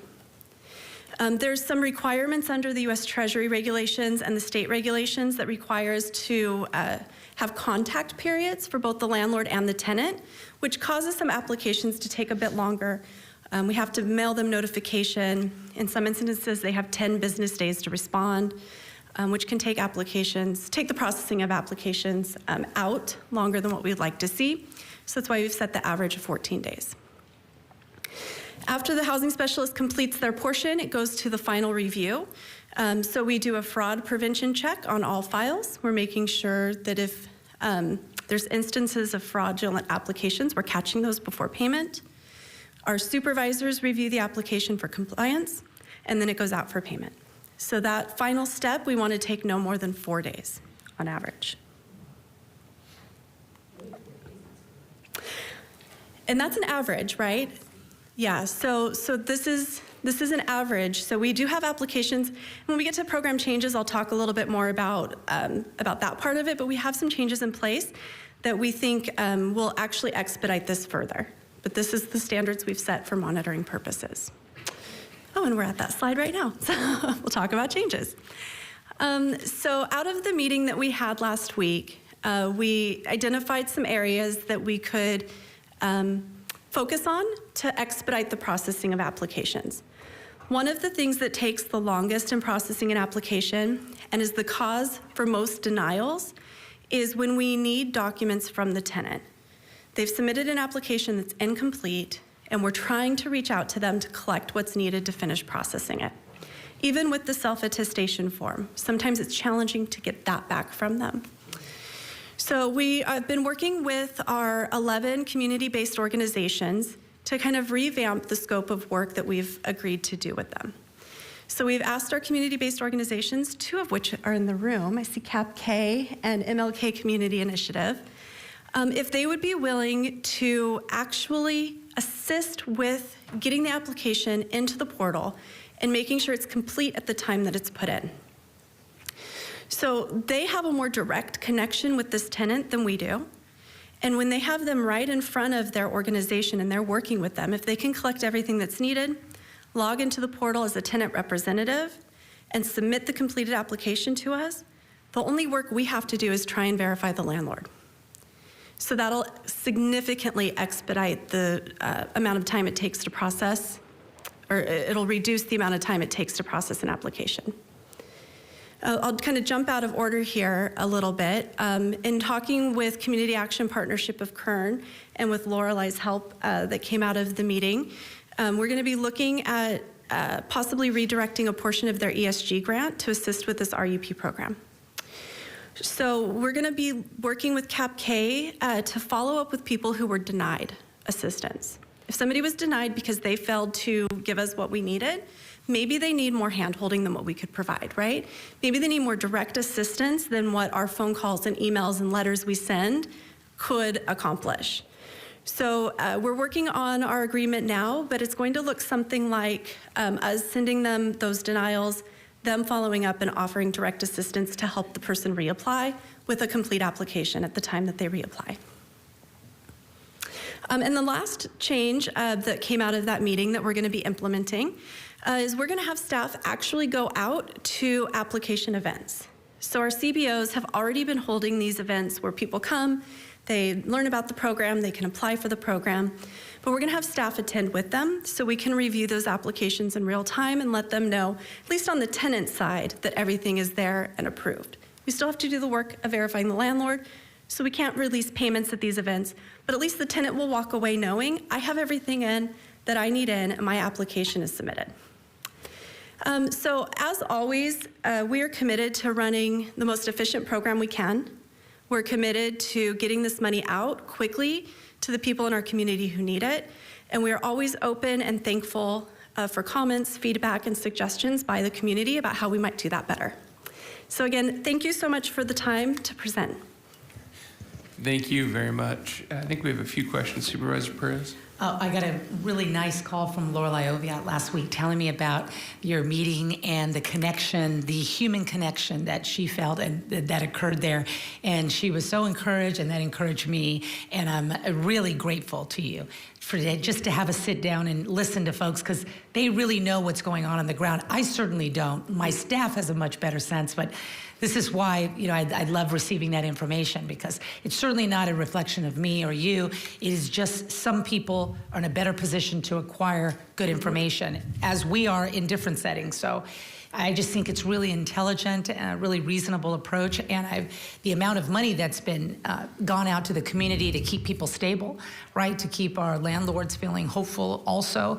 And of course, keeping our tenants off the streets as much as possible. There could be nothing more important. So really, thank you for your work. I really appreciate you. And Lorelei, thank you. The MLK Community Initiative and all those good folks out there. I mean, I assume they're feeling good too if you've got those representatives here. I just want to make sure they feel engaged, and that is good news. Thank you very much. Yeah, thank you for the comments, and I appreciate again the opportunity to come and share about the program, and for having staff reach out to us to make sure those comments got to us. Thank you. I actually had a quick question real quick. Just if you could kind of give us an idea based on how much, you know, you said that there's a lot of reporting and a lot that goes into these programs. Do you have any idea, just maybe percentage-wise, how much of that funding goes to the administration of the program or the service providers versus what goes to the actual consumers? Yeah, so the administrative portion of the funding is capped at no more than 10%. Okay. So 90% of the money is going out directly to families. Okay, good to hear. Thanks. Yeah, it's Supervisor, an honor to run it. Supervisor Maggard. Thank you, Mr. Chairman. Thank you, Ms. Kimball, for all the work you're doing and the Housing Authority is doing. I appreciate your stepping right up to the mic and being accountable and walking us through what's happening. There's always more different perspectives to any issue that's complex like this. So I wanted to thank you for that. Thank you to our partners in the community as well for their help, and for the CEO's office for helping to set this up. Many people spoke, Mr. Alsop, many people spoke in a critical way. I don't see any of them here. Maybe they just haven't had their opportunity to speak yet today. But can you give us some perspective on how that participation went, and did it assist in helping solve the issues that they were concerned about, or what's your perspective on that? Well, I do see at least three of them that were in that meeting, and maybe I'm planning on coming up in public comment. They're shaking their heads yes. But just for perspective, I want to thank Ms. Kimmel and Mr. Pels, because, you know, I mean, in addition to everything else they do on a regular basis, this is piled on top. They've never done it before. It's a massive lift.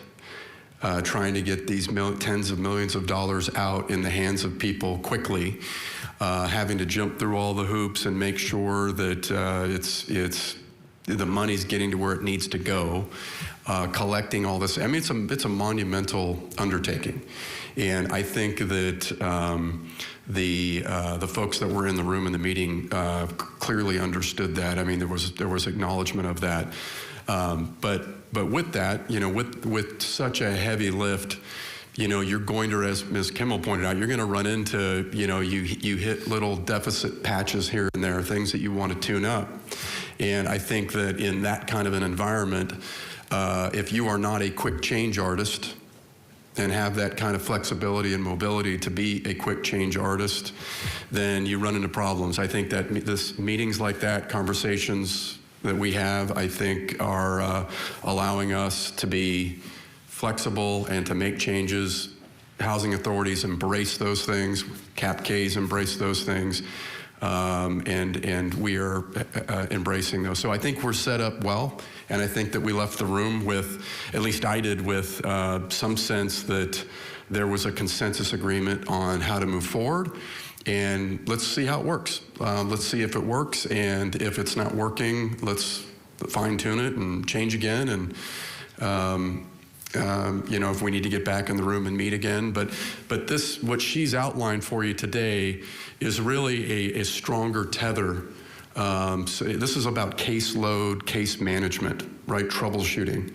And that was the real gap. And I think that the plan that they're working on addresses that so that we're better prepared and positioned to deal with some of these problems that we're seeing in certain areas of the community. So my expectation is that this is going to work and that they're happy that this is the direction forward, but I guess we'll wait to hear from them. Thank you. Well, I appreciate those people that came forward and shared their frustrations and their concerns.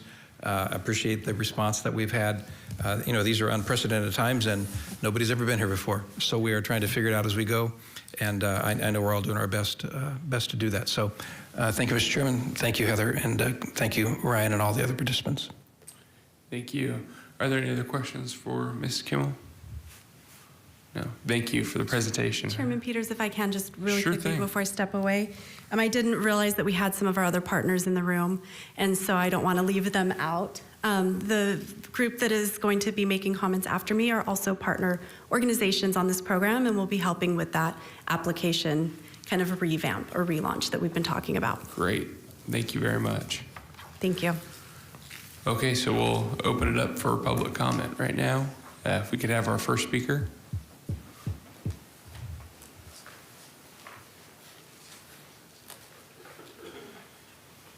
Good morning. Héctor Hernandez with Unidad Popular 20 Juárez. Héctor, H-E-C-T-O-R, Hernandez, H-E-R-N-A-N-D-E-Z. Yeah, we had, I just wanted to, say that we did have a meeting. I think at the end of the day, we do want to proceed with this and collaborate and get this ball moving forward. But I just wanted to point out a couple of little things that was left out on the conversation. And one of them was we were talking about the denials, trying to go back to some of the families and see what was the reason that they got denied, and either because they didn't respond with the pay stubs, the contracts, whatever. That was the reason that was denied. And we do want to go back. We do want to figure a way how to help them, because there was a real need, and the applications that we were getting from families and folks is application of folks that really need the assistance. The 211 number, and this is something that I did mention it last time, that if you live in Taft, the number 211, if you dial 211, it directs you to Santa Barbara County. And if you're in Los Hills, it directs you to San Luis Obispo, and if you're in Delano, it directs you to Tulare County. And I know that was one of the frustrations, because we were telling people, call 211, call, there's all these services, and they're calling, but the number's jumping to other directions. So I do want to point out that we got to figure out how to work around the 211 number. And one of the other things that when some of the folks that we got comments about the 211 numbers is that they were getting denied because they would ask them if they were documented or undocumented. And if they were undocumented, they would say there's no service. We can't help you with that. And I know with this program, the assistance is for everybody, regardless of the legal status. And that's why we have CBOs in the communities trying to fix that little gap or that issue so folks can get that assistance. It doesn't matter what kind of identification they provide, but at least to show that they have some kind of documentation to show that they can ask for the service. With regards to the PDF and the online application, and I brought this to the meeting, is that the application online, it takes too long. It took me about 40 minutes to do one of the application for one of the families, and that was for Bill, one of the utilities assistants. And I know that we have to follow the U.S. Treasury regulations and all that, but my comment was like trying to figure out another way how to speed up the process, because if you have 10 applications and it takes 40 minutes for every application, it's going to take a lot of time. And we don't have the resource to hire staff to do just that, to sit for 40 minutes to do every application. And that's only 40 minutes that I calculated to do the online application. That's not counting calling them back, telling them, we need an updated pay stub and a contract or some kind of documents. That's only 40 minutes that it took me to put it online. And I know that the majority of the communities that we reach out to, they're not computer savvy. They're not. And I know that Heather mentioned that you guys they have the application online, but the majority of the household that we reach out to, they don't have printers. So even if you have it online, even if it's available, and the other thing is that most of the communities that we reach out, they're like 30 to 40, 50 minutes away from Bakersfield. So it makes it a little bit hard for some other communities. That's why we're always asking for applications to have it available in the communities.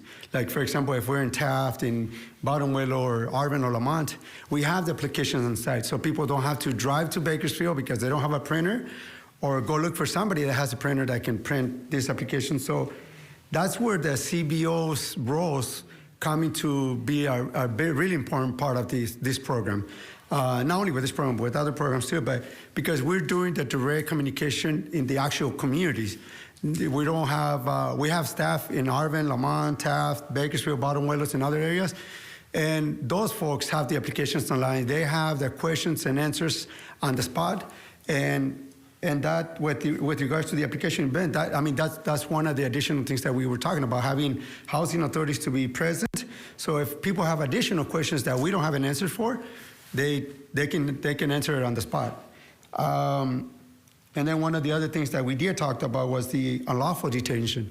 Eviction, sorry. The unlawful evictions. We've been getting calls in the last weeks about people getting evicted, but not only they're getting evicted, but they're also threatening them with immigration due to their immigration status. And we're also having problems with people being evicted, but the deposit money, they're not getting it back. And I know that those issues are separate and apart from what we're talking, but it does come back to getting this assistance to our communities, especially to those communities that don't have access to computers, to printers, or they don't have the time because they have to provide for the families, go to work every day, and to come to Bakersfield for an application, if you live in Taft, it's about 40, 50 minutes drive, just one way, and then you still got to go back. And unfortunately, a lot of the communities that we reach out, their education level is some are like in the 3rd, 4th grade in Spanish. So if you have an application that is prepared by a translator, according, doing it in a proper way, some of the language is really complicated to understand. And even me, that I speak Spanish, there's some words out there that I don't comprehend because it's not commonly used in our communities. And so with regards to the CBOs, I know we did talk about this, and this is crucial for our community, but it's crucial for everybody because we're trying to get the service to our communities. So with that, really thank you for your time, and thank you for the opportunity to be part of the meeting. Thank you. Could we have our next speaker, please?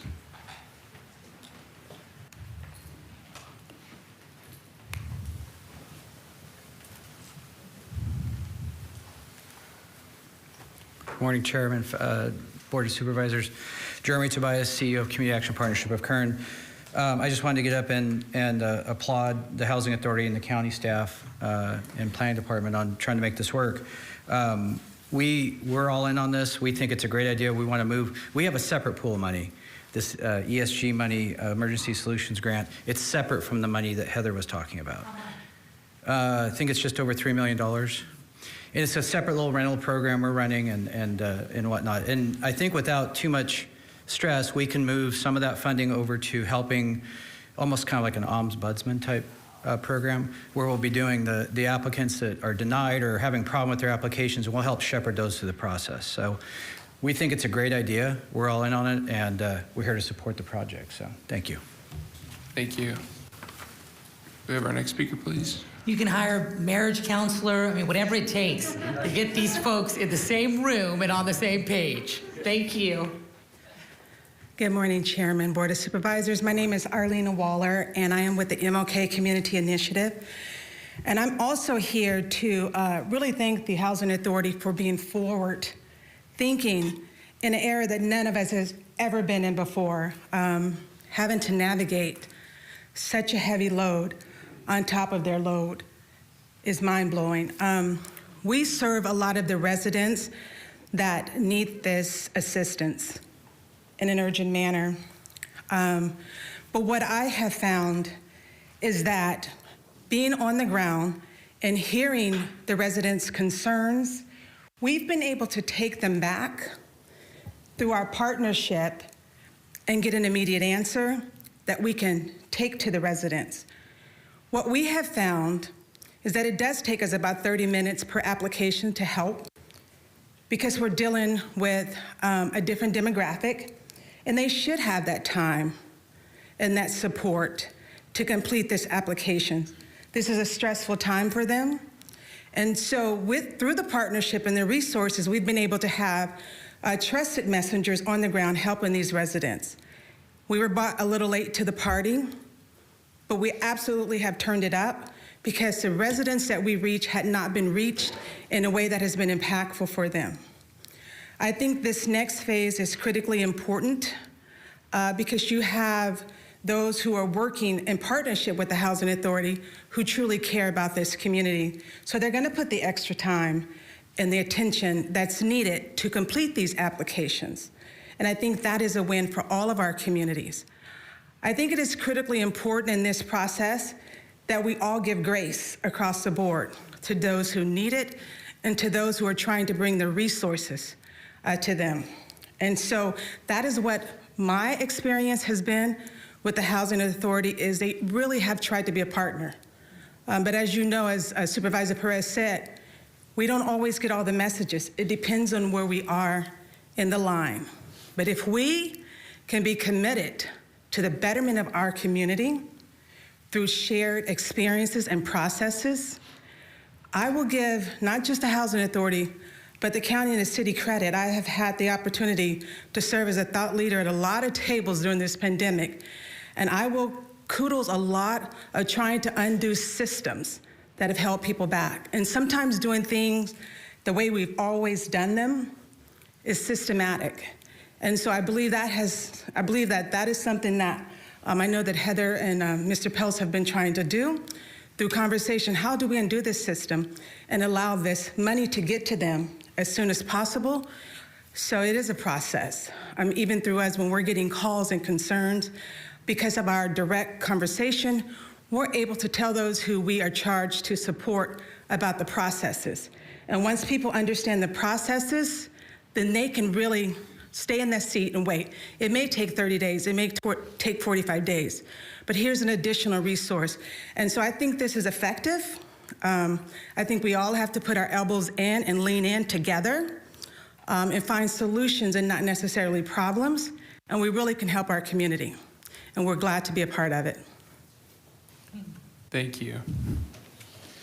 Do we have any other public speakers?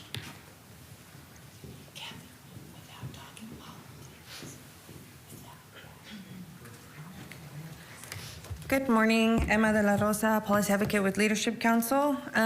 Thank you again. I can go and do the rounds of thank yous, but everyone knows that we're very appreciative of everyone's help through this process. It has been difficult since the beginning of it, and I know that it's happening throughout the state. It's not just Kern County, but as the people that we are, we're going to make sure that we hold each other accountable and that we monitor the situation to ensure that it's actually working here in Kern, right? We want to make sure it's working regardless of what the status quo throughout the state is. A few things that were mentioned during the meeting that have not been talked about was, first of all, the idea of potentially moving funding from the county to the city to meet the need in the city. We do want to push against that, at least for the time being, because the folks that we are helping, majority are in the county limits, and those are the folks that we've seen a longer wait time on the application process. So if it comes down to having to move funding from the county to the city, that if we don't do it without at least consulting the CBOs who are helping with the application process to ensure that that's really a move that's going to benefit everyone. Another thing regarding the documents that are required, a few things that were not mentioned is that anytime that there's an 18-year-old and over person in the household, they also have to sign a form indicating that they do not have income if they say that they do not have income. That has also taken some time. I don't believe that's required on the guidelines. I have not seen that, but I mean, I'm not sure. Maybe that's something that's required through a different requirement. But if it's not according to the guidelines, then I would really push for removing that requirement to ensure that the process is streamlined. And then the other situation is the signed form from the landlords indicating that they are not participating in the program. So as Heather mentioned, according to the guidelines, the Treasury guidelines, they do have to make contact with the landlords. However, the contact can be according to the guidelines, it says outreach will be considered complete if a request for participation is sent in writing, by mail, or to the landlord, and the addressee does not respond to the request within 7 calendar days, or the grantee has made at least 3 attempts by phone, text, or email over a 5 calendar day period to request the landlord participate. Lastly, as is written here, a landlord confirms in writing that the landlord does not wish to participate. So this does not indicate that the Housing Authority needs to see a signed form from the landlord indicating that they're not participating. I was working with a resident who had already had contact with the landlord. The Housing Authority had already talked to the landlord, and the landlord had already said no. And this was early in September. And the Housing Authority is calling again to see whether or not they're willing to share that documents that they need to share.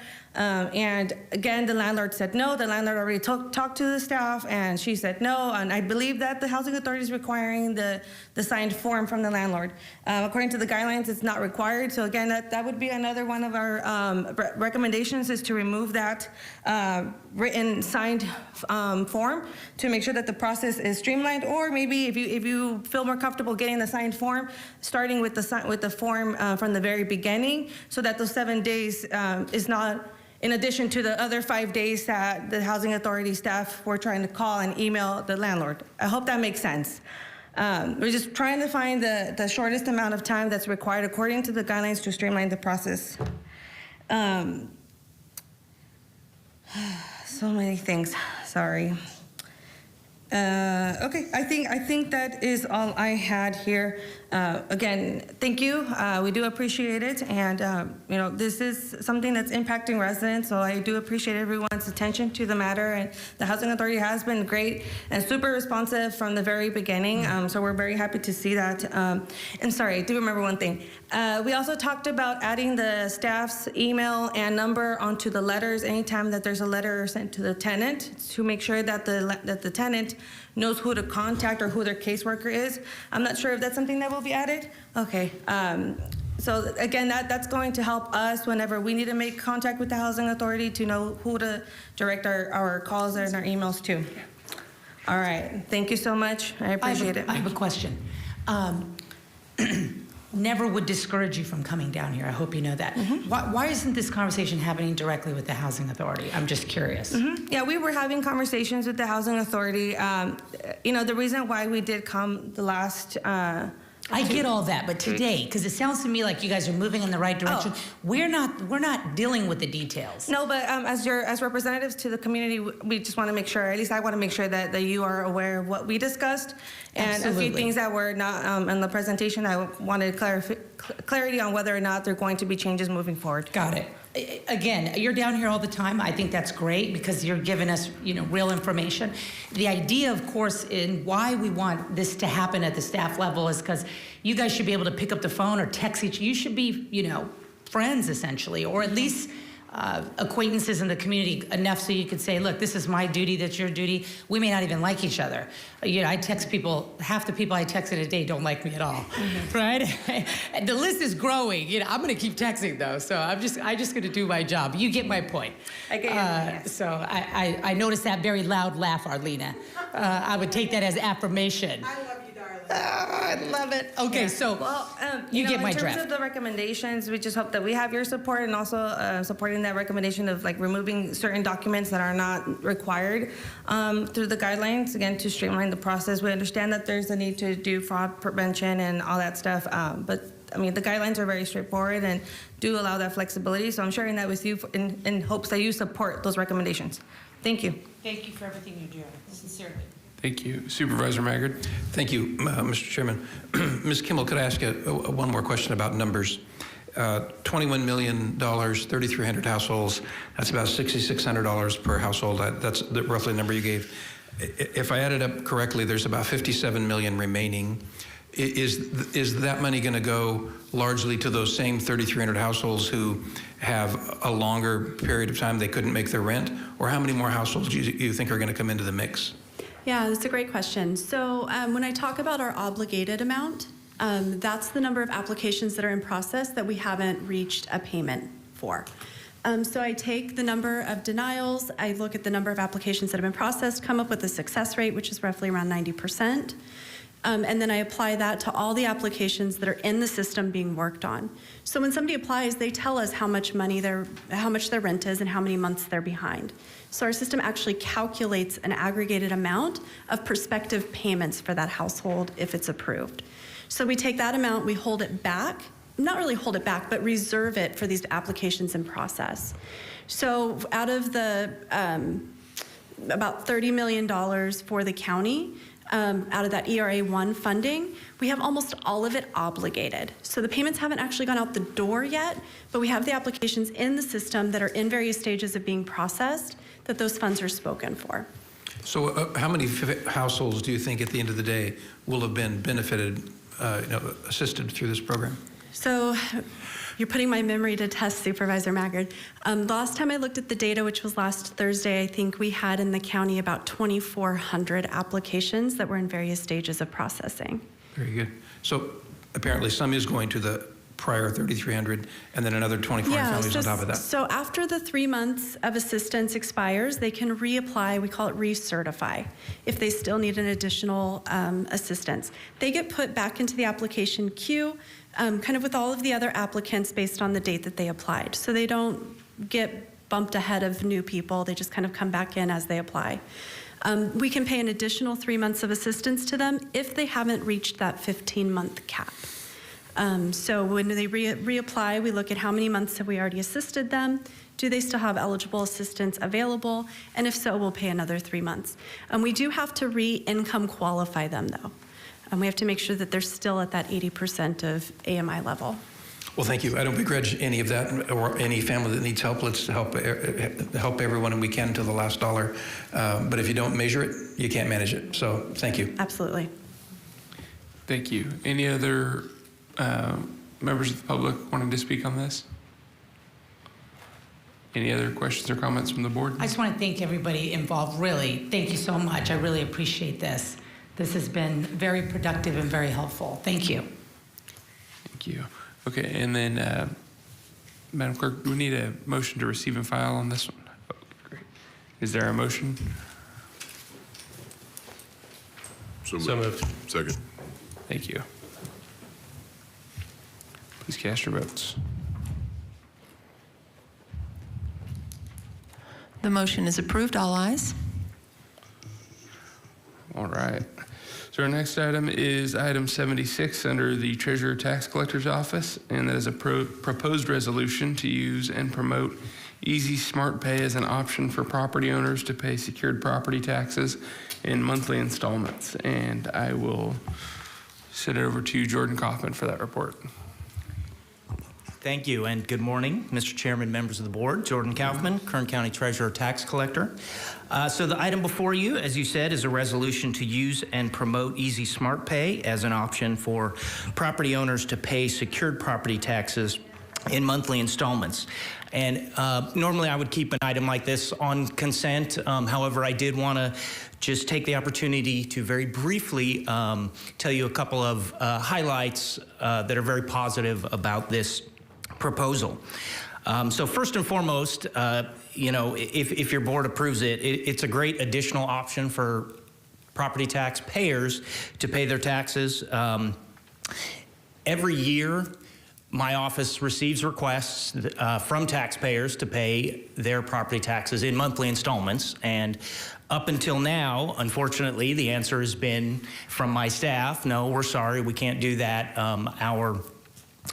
Our system doesn't have the capability, our property tax system doesn't have the capability to pay or to allow payments in monthly installments. And so if this gets approved, I would be very excited for my staff to be able to say going forward, starting in January, that yes, in fact, we do have an option to pay your taxes in monthly installments, and would be right on my website.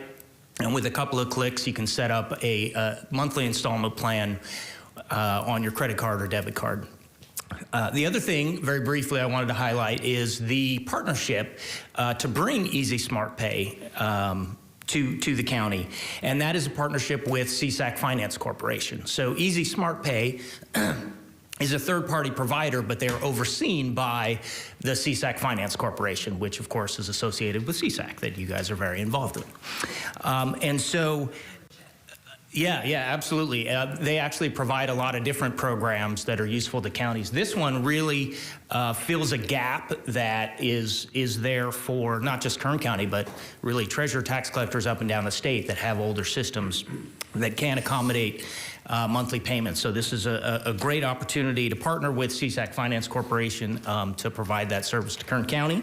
And really with that, it's recommended that your board adopt a resolution for the use and promotion of Easy Smart Pay, a third-party service that provides property owners with the option to pay secured property taxes in monthly installments. And I'm happy to answer any questions if you have any. Great. Motion to approve and adopt resolution. Thank you, Mr. Kaufman. Second. Thank you. Yeah. All right, we have a motion and a second. Let's go to public comment real quick, if there is any.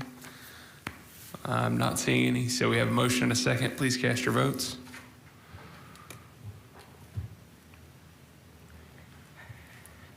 Supervisor Perez, can you reconfirm your vote? Thank you. The motion is approved, all ayes. Great. All right, Thank you. Thanks, Jordan. Okay, having no more items to consider in open session, I will entertain a motion to adjourn to closed session to consider item 78 under the CAO and item 79 under the Office of County Counsel. So With that objection, we are adjourned.